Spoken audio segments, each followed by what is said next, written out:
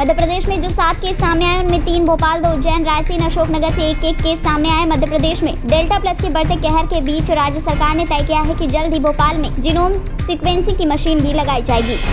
Delta variant की दस्तक से खौफजदा हो चुकी है दुनिया। माना जा रहा है कि कोविड-19 की तीसरी लहर का कारण बन रहा है। डेल्टा प्लस वेरिएंट ने WHO समेत कई देशों के स्वास्थ्य मंत्रालयों को डराया हुआ है। वहीं वेरिएंट की वजह से लगातार चेतावनी भी जारी की जा रही है।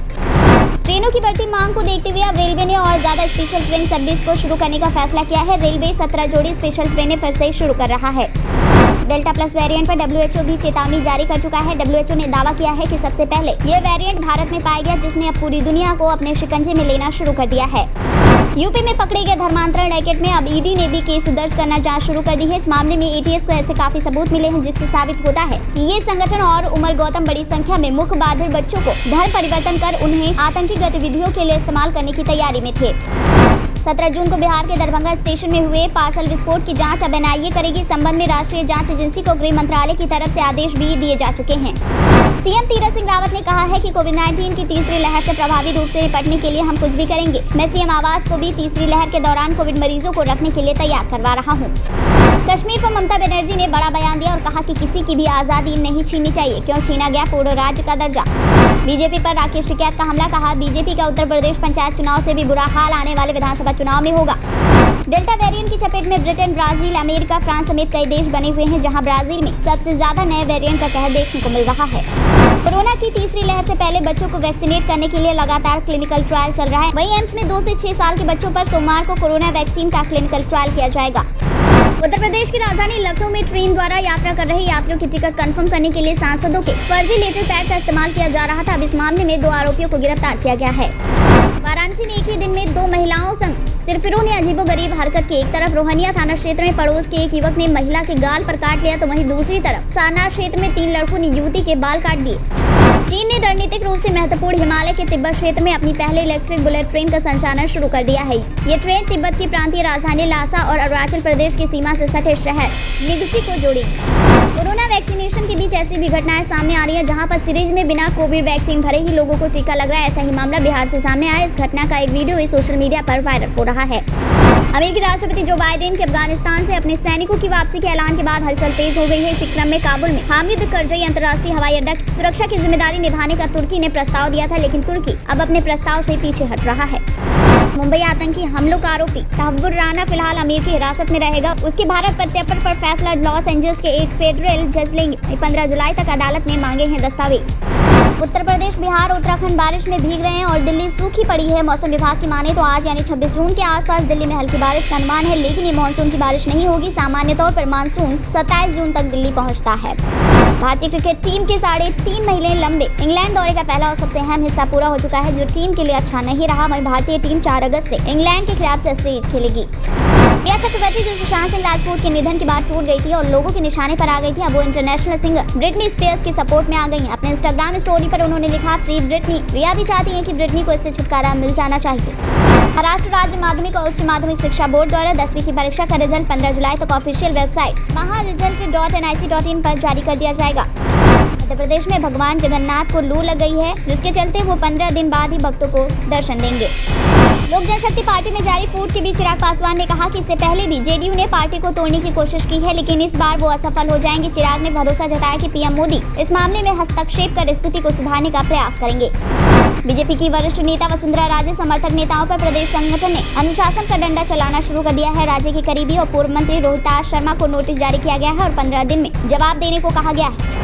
ऑक्सीजन संकट को लेकर आम आदमी पार्टी और बीजेपी में एक बार फिर से रार छिड़ गई है। भाजपा द्वारा लगाए गए आरोपों पर शुक्रवार को दिल्ली के उप मुख्यमंत्री मनीष सिसोदिया ने जवाब दिया और दावा किया कि बीजेपी इस मामले में झूठ बोल रही है, ऐसी कोई रिपोर्ट आई ही नहीं। कोरोना काल में दिल्ली ने 4 गुना ज्यादा मांगी ऑक्सीजन। इस पर बीजेपी प्रवक्ता हरीश खुराना ने कहा कि अरविंद केजरीवाल ने कोविड काल में ऑक्सीजन का जो गंदा खेल खेला था, वो आज कोर्ट की एक्सपर्ट कमेटी ने उजागर कर दिया। पंजाब में विधायकों की बेटों को नौकरी देने पर बवाल मचा हुआ है। वहीं एमएलए फतेह जंग बाजवा ने लौटाया ऑफर और बोले क्या बाकी नेता भी ऐसा करेंगे। बता दें, कांग्रेस के विधायक फतेह जंग बाजवा के बेटे अर्जुन प्रताप बाजवा को पंजाब पुलिस में इंस्पेक्टर की नौकरी दी गई है। इस साल टोक्यो ओलंपिक के शुरू होने से पहले ही हरियाणा सरकार ने अपने खिलाड़ियों की इनामी राशि का ऐलान कर दिया। टोक्यो ओलंपिक में गोल्ड मेडल जीतने वाले राज्य के खिलाड़ियों को 6 करोड़ रुपए का नगद, साथ ही सरकारी नौकरी दी जाएगी। कांग्रेस नेता कपिल सिब्बल ने ट्वीट कर कश्मीरी नीति को लेकर पीएम मोदी पर तंज कसा और कहा, पहले नेताओं को जेल में डालना, फिर पीएमओ में शामिल करना उनकी कश्मीर नीति है। मध्य प्रदेश में कोरोना के नए डेल्टा प्लस वेरिएंट के कम से कम 7 मामले सामने आ चुके हैं। इसकी पुष्टि भी हो चुकी है। इनमें से 2 मरीजों की मौत हो चुकी है। वहीं डॉक्टरों के अनुसार उनको कोरोना का कोई टीका नहीं लगा था। महाराष्ट्र में फिर 10,000 नए कोरोना केस सामने आए। 7 जिलों में बढ़े मामले। डेल्टा प्लस वेरिएंट ने बढ़ाई दहशत। महाराष्ट्र में कोरोना के डेल्टा प्लस वेरिएंट के सबसे ज्यादा 21 मामले सामने आए हैं। देवेंद्र फडणवीस ने मराठा ओबीसी आरक्षण, कोविड-19 स्थिति से निपटने और सचिनवाजी के मामले जैसे मुद्दों पर उद्धव सरकार की जमकर आलोचना की और कहा कि सरकार आत्मविश्वास के साथ झूठ बोलती है। झारखंड में जल्द भरे जाएंगे सरकारी विभागों में खाली पड़े पद। सीएम हेमंत सोरेन ने राज्य कर्मियों की प्रोन्नति में आ रही अड़चनों को दूर करते हुए 1 माह के अंदर नई नियमावली बनाने का निर्देश दिया। अगर आप हिमाचल प्रदेश घूमने का प्लान बना रहे हैं तो 1 जुलाई तक का इंतजार आप कर लीजिए, क्योंकि 1 जुलाई से ई पास की अनिवार्यता भी खत्म हो जाएगी। कोरोना का इलाज संसद में होगा और सरकार में बैठे लोगों का इलाज गाँव में होगा, राकेश टिकैत ने कहा। राजस्थान हाईकोर्ट का नोटिस, दूसरी डोज के बाद 14 दिन का समय पूरा कर चुके वकीलों को ही कोर्ट में आने की अनुमति होगी। उत्तर प्रदेश में जिला पंचायत अध्यक्ष पद के चुनाव को लेकर राजनीतिक दलों में भयंकर कश्मकश के बीच जोड़ तोड़ जारी है। बीजेपी ने यूपी में 3 जुलाई को होने वाले जिला पंचायत के चुनाव में 65+ सीटें जीतने का टारगेट तय किया है। उत्तराखंड में भगवान घंटाकर देवरा यात्रा शुरू हो गई। इस यात्रा में 50 से ज्यादा श्रद्धालु मौजूद है। ये भगवान की आस्था का ही तो चमत्कार है कि भारी दिक्कतों के बाद भी इन भक्तों के चेहरे पर शिकन तक नहीं। यूपी के बलरामपुर की रहने वाली 21 साल की स्टूडेंट आरती को बीजेपी ने जिला पंचायत अध्यक्ष प्रत्याशी बनाया है। बता दें, आरती ग्रेजुएशन के 3rd ईयर की स्टूडेंट है और हाल ही में उन्हें जिला पंचायत सदस्य के चुनाव में जीत मिली। जदयू ने अपनी राज्य कमेटी की घोषणा की है। जदयू राज्य कमेटी में सबसे खास बात यह है कि इसमें 33% महिलाओं को जगह दी गई है। माना जा रहा है कि ये कदम महिला वोटर्स को अपनी पकड़ मजबूत बनाने के उद्देश्य से उठाया गया है। एक दूसरी बड़ी खबर ये भी सामने आ रही है कि आरजेडी 5 जुलाई को पहले एलजेपी के संस्थापक रामविलास पासवान की जयंती मनाएगी। माना जा रहा है कि आरजेडी इससे एलजेपी के वोट बैंक में अपनी पकड़ मजबूत करने की कोशिश में लगी है। बिहार के मुख्यमंत्री नीतीश कुमार का दिल्ली दौरा लगातार चर्चा का विषय बना हुआ है। साफ हो गया है कि वो एम्स में अपनी आंखों के इलाज के लिए दिल्ली एम्स गए थे। महाराष्ट्र कांग्रेस के अध्यक्ष नाना पटोले को आनन फानन में दिल्ली बुलाया गया। नाना पटोले ने वहीं ऐलान किया कि बीजेपी के कई बड़े नेता मेरे संपर्क में हैं और जल्दी नजर आएंगे बड़े बदलाव। उत्तर प्रदेश के देवरिया में ईंट भट्टे पर 33 मजदूरों को बंधक बनाकर बिना पैसे का भुगतान के काम कराए जाने के मामले में झारखंड सरकार ने दखल दिया और फिर मजदूरों के बकाया 4,77,000 रुपए का भुगतान करवाया और उन्हें झारखंड स्थित उनके घर वापस भेजने का इंतजाम कराया। चीन की मार्शल आर्ट स्कूल में लगी भयानक आग। वहीं मासूम छात्रों समेत अब तक 18 की मौत हो चुकी है, 16 घायल बताए जा रहे हैं। बता दें, चीन के जिस प्रांत में ये आग लगी है वो पारंपरिक मार्शल आर्ट सिखाने के लिए दुनिया भर में मशहूर है।